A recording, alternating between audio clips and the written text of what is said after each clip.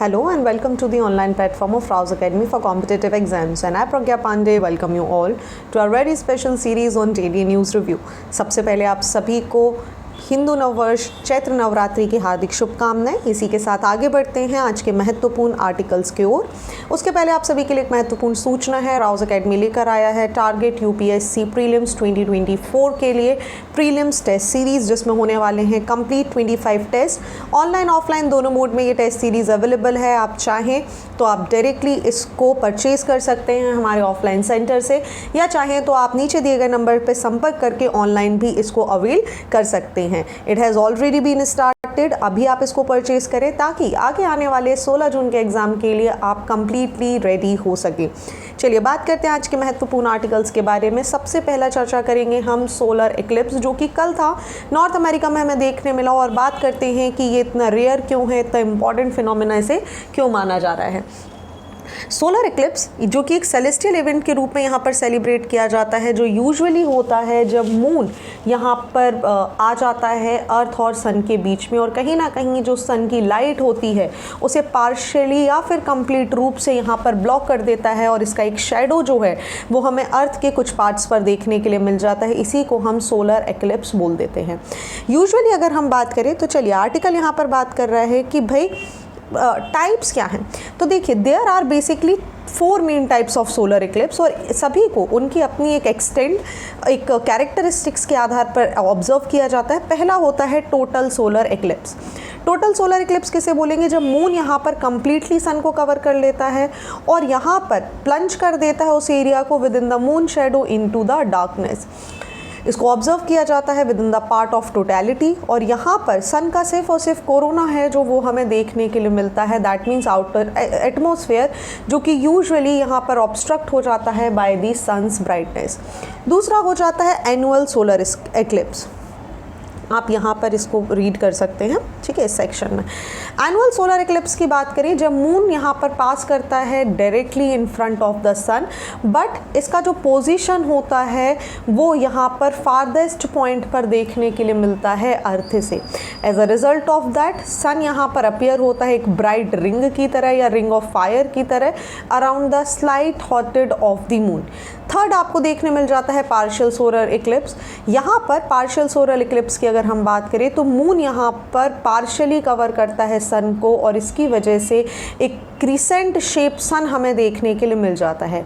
जो एरिया होते हैं outside the path of moon shadow, ये यहाँ पर एक्सपीरियंस करते हैं एक partial eclipse where only a portion of the sun is obscured. Fourth होता है हाइब्रिड सोलर इक्लिप्स। ये rarest type of solar eclipse हमें देखने मिलता है। हाइब्रिड इक्लिप्स का मतलब है यहाँ पर ट्रांजिशन होता है टोटल से लेकर एनुअल इक्लिप्स के बीच में, क्योंकि मून का जो शेडो है ये मूव करता है अक्रॉस द अर्थ सरफेस। कुछ रीजन्स यहाँ पर एक्सपीरियंस कर सकते हैं टोटल एक्लिप्स, लेकिन कहीं वहीं पर दूसरी जगह पर एनुअल एक्लिप्स भी हमें देखने के लिए मिलता है।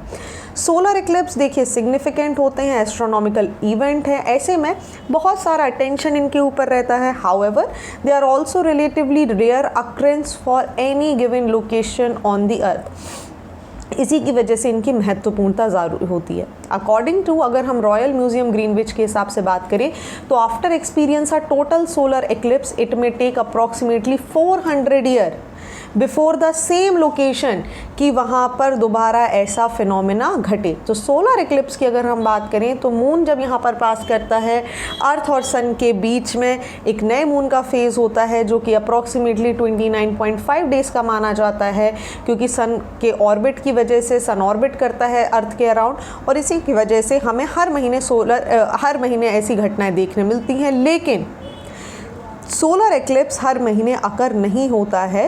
Instead they typically occur between 2 to 5 times annually ऐसी घटना हमें देखने के लिए मिल जाती है। सो जो फ्रीक्वेंसी है सोलर एक्लिप्स की ये इन्फ्लुएंस हो जाती है अलाइनमेंट क्या है मून के ऑर्बिट का relative to the earth orbit around the sun. Moon का ऑर्बिट कितना टिल्टेड है, about 5 degree with the respect to earth orbit, जिसकी वजह से हमें शेडो यूजुअली अर्थ पे देखने मिलती है। और इसी टिल्ट की वजह से रिजल्ट होता है कि किसी स्पेसिफिक पॉइंट पे, जिसे हम नोड बोलते हैं, जहाँ पर मून का ऑर्बिट इंटरसेक्ट कर जाता है अर्थ के ऑर्बिट के साथ, एक अपॉर्चुनिटी प्रोवाइड करता है सोलर एक्लिप्स के होने के बारे में। रेयर अकरेंस है टोटल एक्लिप्स, जैसा मैंने आपको बताया, बाकी सारे फिर भी देखने मिलते हैं, लेकिन टोटल सोलर एक्लिप्स वो कंडीशन है जो 400 साल में केवल और केवल एक बार घटित होगी। इसीलिए ये बहुत ही महत्वपूर्ण फिनोमेना बन जाता है, राइट, क्योंकि अपने आप में कहीं ना कहीं डिस्टिंग्विश एक फीचर्स बताता है। रेयरिटी को यहाँ पर एट्रीब्यूट किया जा रहा है बहुत ही मेजर चीज़ों के साथ, उम्ब्रा एंड पेनुम्ब्रा शेडो के कॉन्टेक्स्ट में। उम्ब्रा पेनुम्ब्रा के कॉन्टेक्स्ट में अगर हम समझें, जो टोटल सोलर एक्लिप्स है ये केवल और केवल विजिबल होगा from the location with a narrow path of the moon उम्ब्रा, the darkest parts in shadow. और जो पेनुम्ब्रा है, जो लाइटर शेडो है, सराउंड कर रही है उम्ब्रा के पास, ये कवर करती है एक large area but does not result in a total eclipse, right. तो ये कुछ घटनाएं हैं जो आपको पता होनी चाहिए। यहाँ पर इमेज में आपको देखने के लिए मिल रहा होगा विच इज़ दी उम्ब्रा, और किसे हम पेनुम्ब्रा का फेज़ यहाँ पर बोलते हैं। चलिए नेक्स्ट बात करते हैं PMLA के बारे में, लेकिन उससे भी पहले हम PMLA को समझने के पहले एक और महत्वपूर्ण आर्टिकल पर चर्चा करेंगे which is the household डेप्ट को लेकर, जो कि सर्ज हो रहा है एक नए हाई पे बाय दिसंबर 2023। और ये बात यहाँ पर हमें देखने के लिए मिली है। दिसंबर 2023 इंडिया ने विटनेस किया है concerning trend as a household डेप्ट लेवल यहाँ पर बढ़ चुका है, रिकॉर्ड हाई यहाँ पर हो चुका है, और 40% GDP का ये यहाँ पर पहुँच चुका है। साइमल्टेनियसली अगर हम बात करें तो जो नेट फाइनेंशियल सेविंग है ये प्लमेटेड हो चुकी हैं एक हिस्टोरिक लो पर, और एस्टीमेट हमें देखने मिला है लगभग 5% GDP का। ये डेटा यहाँ पर डिराइव किया गया है from a research report by the Motilal Oswal. Highlight यहाँ पर किया जा रहा है एक financial distress Indian house holds के अंतर्गत है। रिजर्व बैंक ऑफ इंडिया की अगर हम बात करें तो इसके पहले इन्होंने भी एक सिग्निफिकेंट डिक्लाइन बताया था हाउस होल्ड की नेट फाइनेंशियल सेविंग में, जो कि 5.1% GDP की घटकर रह गई थी। ये फिगर कंसीडर किया जा रहा है 47 साल के इतिहास में सबसे कम है, जहां पर जिसका एक वाइड स्प्रेड क्रिटिसिज्म भी देखने के लिए मिल रहा है। सबसे ज़्यादा फाइनेंस मिनिस्ट्री को इस बात में काउंटर मेजरमेंट लेने की ज़रूरत है।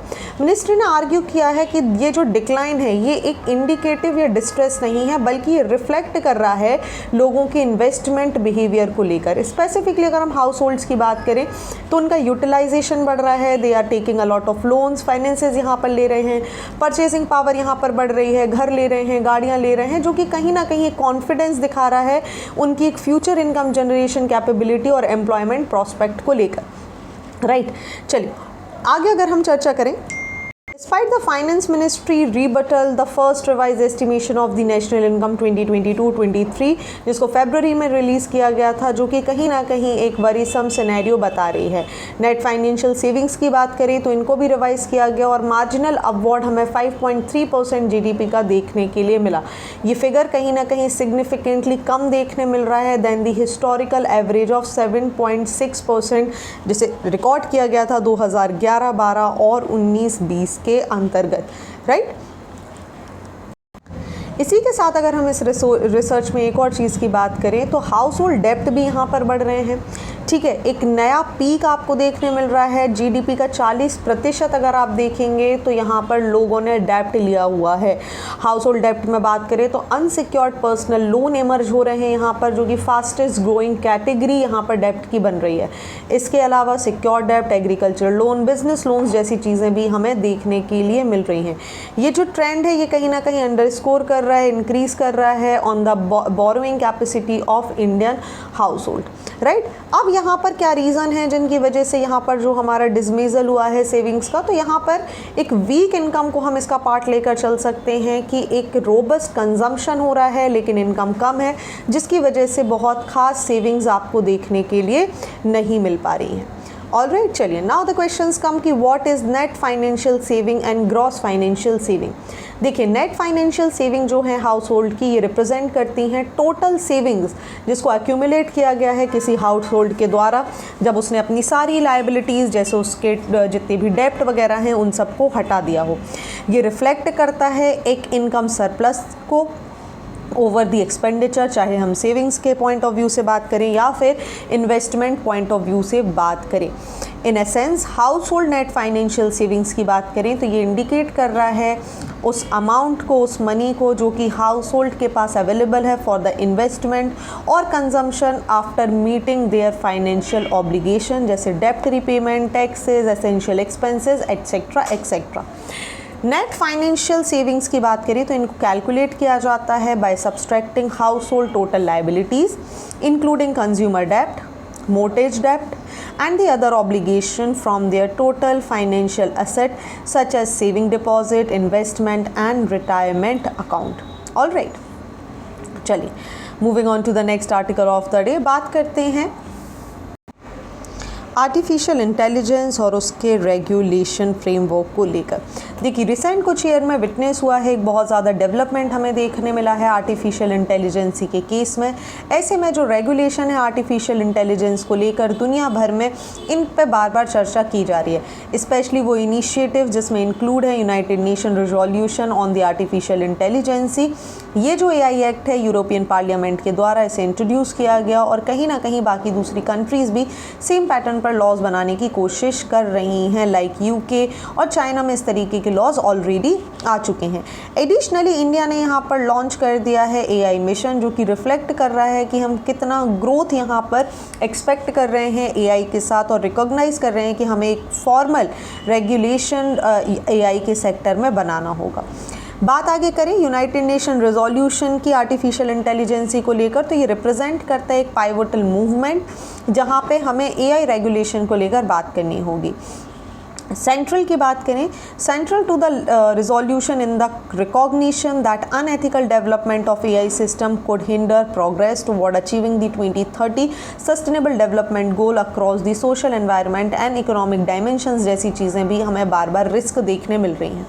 एक की एस्पेक्ट यहाँ पर हाईलाइट किया गया यूनाइटेड नेशन रिजोल्यूशन के द्वारा, वो है adverse impact on AI on the work force. Developing least developed countries, specially हम उन कंट्रीज़ की बात कर रहे हैं जो हाई एंड वल्नरेबिलिटी की से सफ़र कर रही हैं अपने लेबर मार्केट को लेकर due to increasing adoption of the AI technology. So what is happening, these countries are suffering very badly because यहाँ पर लोगों का काम AI ने ले लिया है, काम जल्दी होता है, रिजोल्यूशन है, प्रॉम्प्ट डाला, आंसर आया, सारी चीज़ें यहाँ पर ईजी हो चुकी है। ऐसे में आवश्यकता है कि यूनाइटेड नेशन, ये first of its kind the United Nations resolution AI यहाँ पर सर्व करेगा एक कैटलिस्ट के रूप में, ताकि अवेयरनेस पहुँचाई जा सके लोगों को फ्यूचर इम्प्लीकेशन के बारे में AI सिस्टम को लेकर, और एक इम्पेरेटिव कलेक्टिव एक्शंस के लिए भी काम किया जा सके।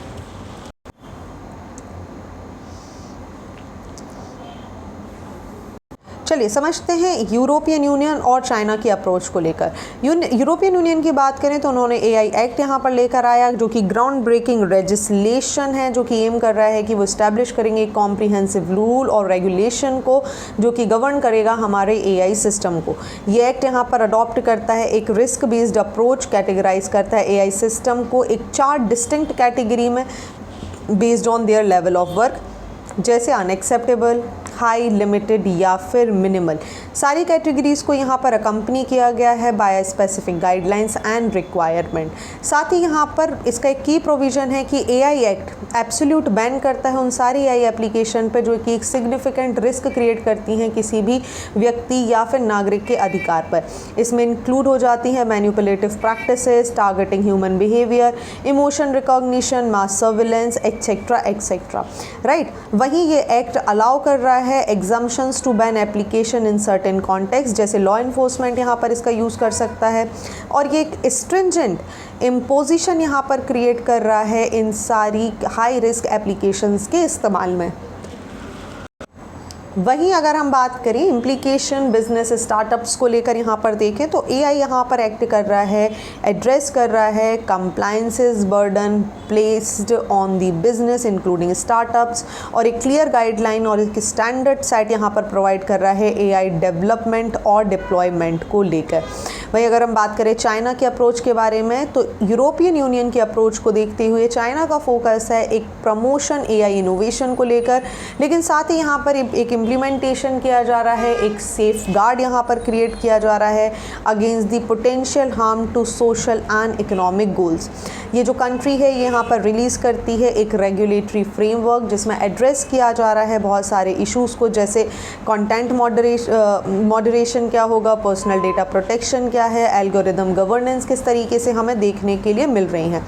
चाइना यहाँ रेगुलेट कर रहा है फ्रेमवर्क को जो कि एम्फसाइज कर रहा है importance of the content moderation particularly in identifying content generated through AI system। साथ ही ये प्रायोरिटाइज कर रहा है पर्सनल डेटा प्रोटेक्शन को और हाईलाइट करता है कि देखिए यूज़र कंसेंट की आवश्यकता है अगर आप उसके डेटा को यहाँ पर एक्सेस करना चाहते हैं। ये मेजर्स कहीं ना कहीं एम कर रहे हैं, उद्देश्य इनका है कि किसी भी इंडिविजुअल की जो प्राइवेसी है, जो उसके राइट्स हैं, उसको यहाँ पर प्रोटेक्ट करना है। एडिशनली चाइना का जो रेगुलेटरी फ्रेमवर्क है ये एड्रेस कर रहा है अलग अलग एल्गोरिदमिक गवर्नेंस को और कहीं ना कहीं एक एथिकल और सिक्योरिटी को भी बढ़ाने के काम यहाँ पर हमें देखने के लिए मिल रहे हैं। बात करें इंडिया के रोल को लेकर तो इंडिया के रिस्पांस को अगर हम देखें ग्लोबल मूवमेंट के ध्यान में रखते हुए तो रेगुलेशन करना एआई सिस्टम का एक बहुत ही सिग्निफिकेंट इशू है, क्योंकि भारत कहीं ना कहीं एक टेक्नोलॉजी हब बना हुआ है। लार्जर कंज्यूमर बेस आपके पास है, बहुत बड़ी पॉपुलेशन आपके पास है और इसी प्रोजेक्शन के साथ इंडिकेट हो रहा है एक emergence of 10,000 deep tech startup का बाय 2030। ऐसे में इंडिया के लिए बहुत ज़्यादा आवश्यक है जो कि फ्यूचर को यहाँ पर इंडिया शेप करने वाला है, एआई इनोवेशंस को यहाँ पर लेकर आने वाला है। एआई इकोसिस्टम की बात करें तो एक सब्सटेंशियल अलोकेशन भी 10,300 करोड़ रुपए का इंडिया एआई मिशन के लिए हो चुका है।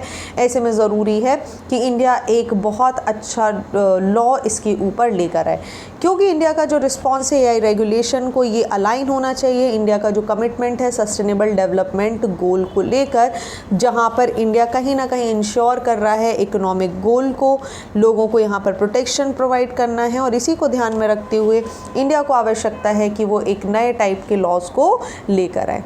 चलिए moving on to the next article of the day, बात करते हैं right against climate change a fundamental right says the supreme court. देखिए सुप्रीम कोर्ट ऑफ इंडिया ने यहाँ पर एक्नॉलेज कर दिया है कि एक एग्जिस्टेंस है हमारा fundamental right against the adverse effect of the climate change. एक राइट है जो कि यहाँ पर महसूस किया जा रहा है, बट लेस एक्सप्लिसिटी हमें इसकी आर्टिकुलेशन में देखने के लिए मिलती है। In a judgement release on the April 6 court ने एम्फोसाइज किया है कि इम्पॉर्टेंस है कि हम रिकॉग्नाइज करें इस अधिकार को in the light of increasing havoc caused by the climate change year by year. The court also noted that while the right to a clean environment is well established, articulating a distance right against the adverse effect of climate change is essential given its growing impact on the society। ये जो right है that deemed to be inherent in the article 14, yes, right to equality, and article 21 which is the right to life of the Indian Constitution, जो कि highlight कर रहा है एक significance हमें प्रोवाइड कर रहा है सेफ गार्डिंग को लेकर, वेलबींग को लेकर प्रत्येक नागरिक के, राइट। देखिए ये जो जजमेंट है इसको यहाँ पर डिलीवर किया गया in a case concerning that the survival of the endangered great Indian bustard species. Court ने यहाँ पर अपना ध्यान दिया और इन्होंने बात करी कि देखिए ये जो बर्ड्स हैं ये इस चैलेंज को फेस कर रही हैं क्योंकि इनका जो नेचुरल हैबिटेट है उसको हमने यहाँ पर खो दिया है।